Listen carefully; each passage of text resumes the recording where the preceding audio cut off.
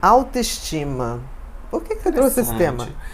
Porque eu percebo pessoas que não, por causa da autoestima, essas pessoas não conseguem se desenvolver enquanto pessoas profissionalmente, nos relacionamentos, por causa dessa imagem delas. Assim. Eu acho assim, que a gente tem que lembrar que a autoestima, ela é uma avaliação que a gente tem da gente mesmo.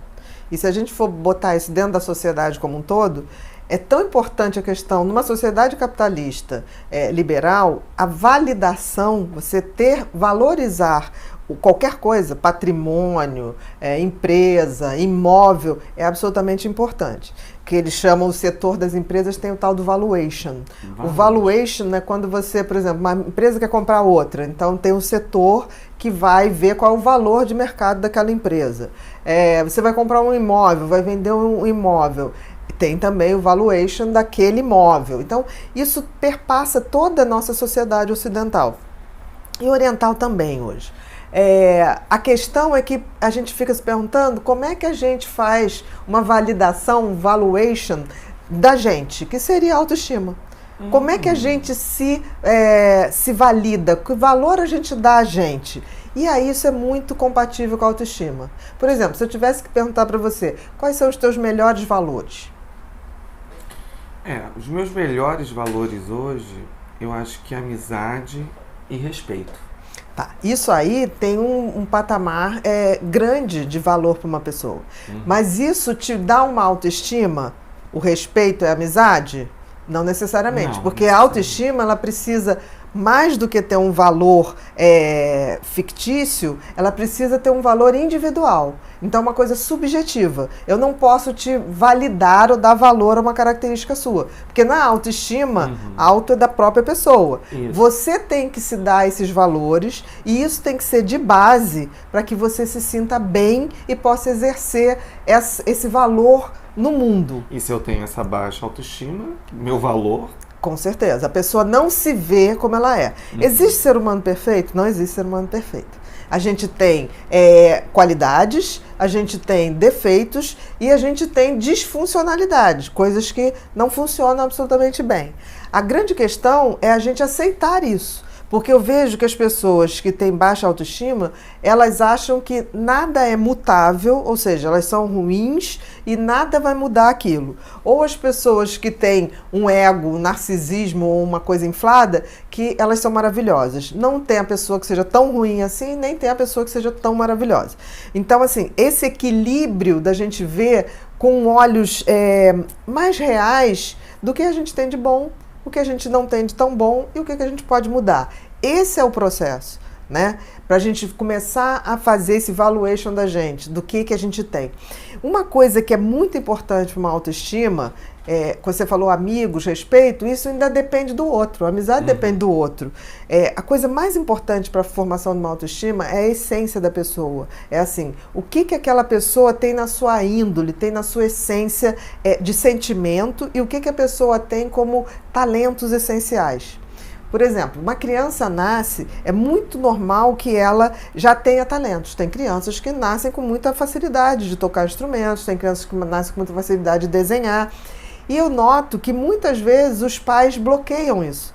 Porque aí tem uma moda que a criança nasce, se for hoje, o menino faz futebol, faz luta, a menina faz balé e outra coisa. Espero que isso mude. Então você acaba matando talentos que se manifestavam antes de qualquer coisa. Porque tem sempre os esportes da modinha, como tem várias modinhas. Mas o talento não é uma moda. Aquilo não passa, aquilo é uma essência, aquilo vem com a pessoa. Eu me lembro que uma vez eu atendi um paciente que era Asperger e ele tinha um talento fabuloso para desenho, mas ele não se relacionava em nada, ele não olhava no olho. E aí a mãe chegou e falou assim, eu ainda falei assim, nossa, ele é genial em desenho. Ela falou, mas eu não quero um filho que desenha essas porcarias. Ele parecia um Picasso, era uma coisa esquisita, linda, linda, deslumbrante. E ela falou, eu quero que ele se relacione com as pessoas. Eu falei, por quê? Porque eu não posso ser um filho que não se relaciona com as pessoas. E aí eu falei, olha... É o cômodo dela, né? Eu falei, pode ser que se a gente trabalhar bastante esse lado dele, de socialização, ele vai se socializar, eu acho importante, mas pode ser que diminua um pouco esse talento. E eu me lembro que a gente fez, o menino realmente evoluiu muito nesse contato, ele era muito meigo, e aí ele largou os desenhos, foi uma coisa muito interessante. Ela falou assim, agora ele se relaciona mais ou menos com as pessoas e deixou de ser genial no desenho. Aí ela falou, o que você vai fazer? Eu falei, eu vou pedir para você ir embora.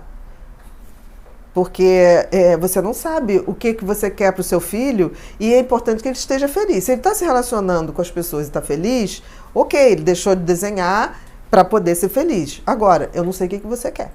Né? E eu me lembro que eu fui me despedir do menino, eu falei, ó, você não vai mais ver a tia. Ele, por quê? Porque sua mãe é uma pessoa difícil. Ele falou, mas é mesmo, só tenho a certeza que é mesmo. Então, a gente tem que ver, partir do princípio que não existe um cérebro perfeito, não existe uma pessoa que vai ser boa em tudo. Mas a gente identificando desde muito cedo o que a gente faz de uma maneira, o dom, né? Faz um pouquinho diferente das pessoas e tem um prazer e sabe que aquilo é bom. Porque uma criança, por exemplo, quando ela escreve bem, ela sente orgulho daquilo que ela escreve. Quando ela desenha bem, ela tem um certo orgulho daquilo que ela faz. A gente tem que pegar isso e investir nisso. Aquilo que a gente tem de melhor. De melhor.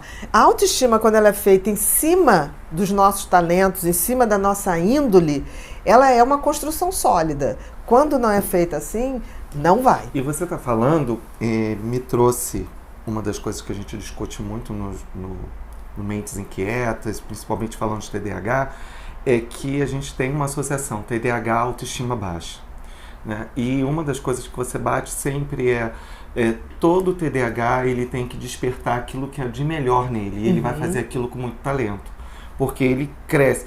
E eu acho que a grande dificuldade da autoestima no TDAH é porque a sociedade, eu não vou colocar nem só os pais, a sociedade, a escola em si, todo o processo dele é porque ele tem que ser igual a todos os outros. E isso faz com que a autoestima dele está sempre baixa, porque os amigos leem muito bem, ou faz prova muito bem. Porque ele fica sentindo inadequado. Ele se acha sempre diferente. Por exemplo, uma das coisas que o TDAH tem é a criatividade. Eu me lembro que eu era muito criativa. Eu escrevia tudo errado, porque eu sou disléxica também, né? Eu tenho TDAH e dislexia. E eu me lembro que meu pai é professor de português, ele pegava a redação e só tinha vermelho. Aí eu me lembro que a minha mãe pegava e falava assim, interessante, a ideia é bonita, mas você tem que melhorar. Eu me lembro que eu passei o tempo todo na minha cabeça, tipo assim, eu tenho boas ideias, mas não sei executar. Mas não tinha noção que eu tinha TDAH. Quando eu escrevi o meu primeiro livro, que foi uma sugestão de um cara que eu conheci num programa, ele falou assim, você consegue escrever como você fala? Eu falei, não sei, escreve como você fala. Eu falei, mas eu escrevo tudo errado. Isso tem revisor, minha filha. Escreve como você fala. Aí eu lembrei e conectei com a minha mãe.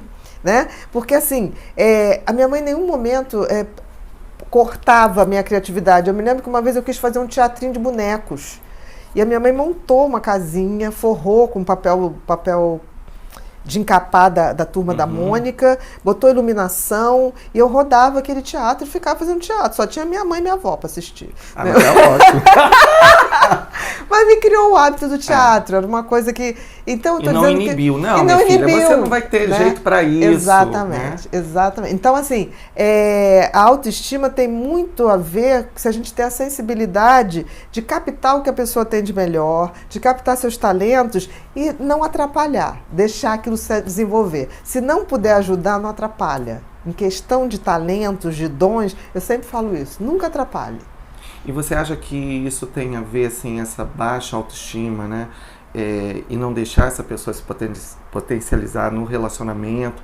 E aí a gente já teve até gravação que a gente fala sobre medo nos relacionamentos, de repente uma dificuldade, alguma coisa, porque está ligado a essa autoestima.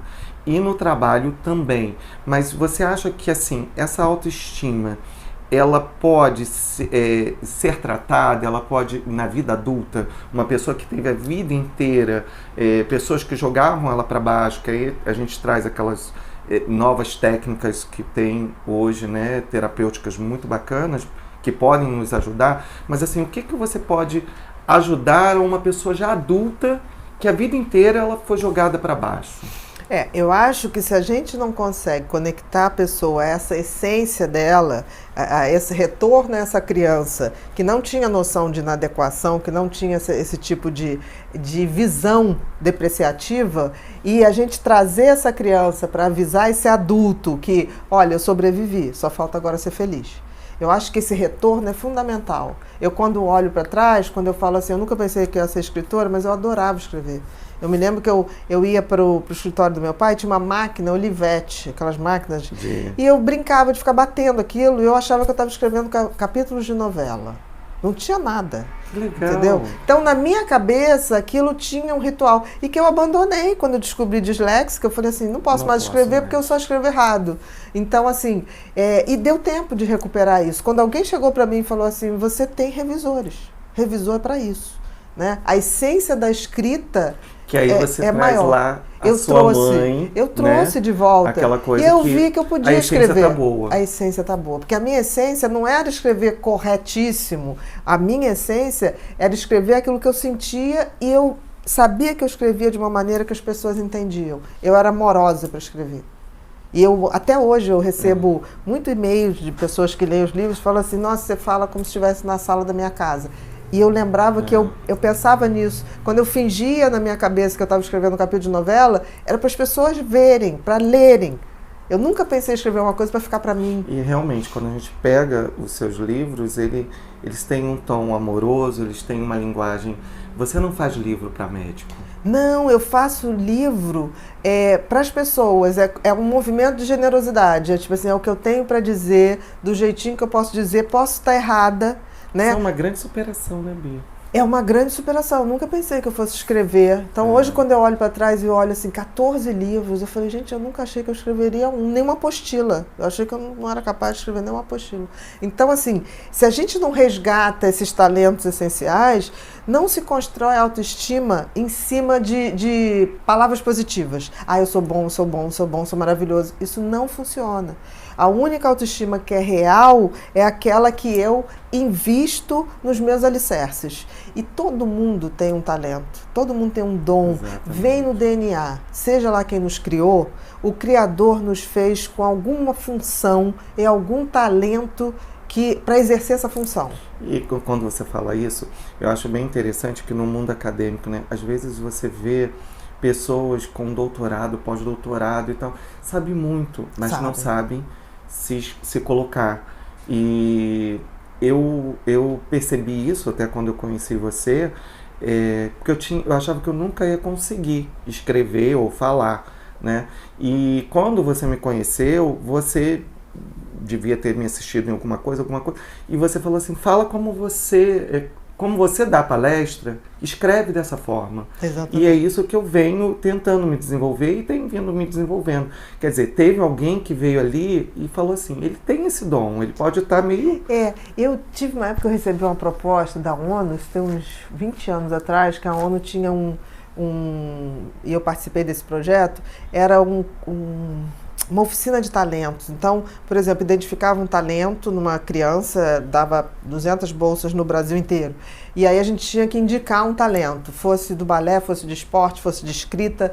Eu não sei se existe esse projeto ainda hoje. Eu tenho maior vontade de fazer esse projeto assim, mais amplo. Uhum. Eu adoraria ter uma empresa que eu pudesse escolher talentos para investir. Eu acho uma bolsa de valores maravilhosa. É verdade. Porque, assim, além de você ressuscitar a autoestima, você, quando bota dinheiro e capacitação num talento de alguém, aquilo vai dar uma boa coisa. Para a humanidade e para a pessoa. Qualquer profissão. E aí eu trago, para a gente ir finalizando, mas você pode falar muito bem disso que você já viu, o sorriso. Uhum. O Gari, né? Aquilo ficou marcado. O Gari da Sapucaí. Né? Tipo assim, pleno carnaval, o cara tá ali varrendo. E ele transformou, né, uma alegria aquele trabalho naquele dia. E hoje ganha dinheiro com isso, dá palestra. Sim. Porque isso que é lindo, né? Tipo assim, ele não queria ser outra coisa. Ele gostava de fazer aquilo. E ele fez aquilo do jeitinho dele. Ele imprimiu tesão, com amor e com alegria mesmo. Você olha pro sorriso, ele tá feliz de estar varrendo. Que sorriso, né? Ele dança, mas ele varre. Quer dizer, as pessoas dizem, mas ele não varre. Ele varre. Ele foi visto varrendo. Então, assim, seja onde for, a gente tem que deixar a essência da gente, o carimbo da gente. É isso que fica. É isso que fica. Não tem outra coisa. Então, é a receitinha do bolo. O dom da gente. Não tem autoestima que se construa em cima de coisas que não sejam verdadeiras, que é a essência da gente e os talentos e os dons que a gente já veio para cá. Senão a gente está aqui para evoluir. E evoluir através dos nossos talentos.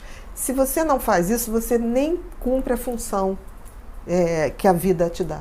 Essa é a grande dica que você deixa, então. Com certeza. Nunca deixe que alguém venha e se meta em cima do que é o seu talento, para você ser outra coisa. E se você se perdeu no meio do caminho, tem uma hora que você vai Faz uma resgatar conexão. essa criança e lá já existia o teu talento essencial. Eu já escrevia sem saber que eu escrevia.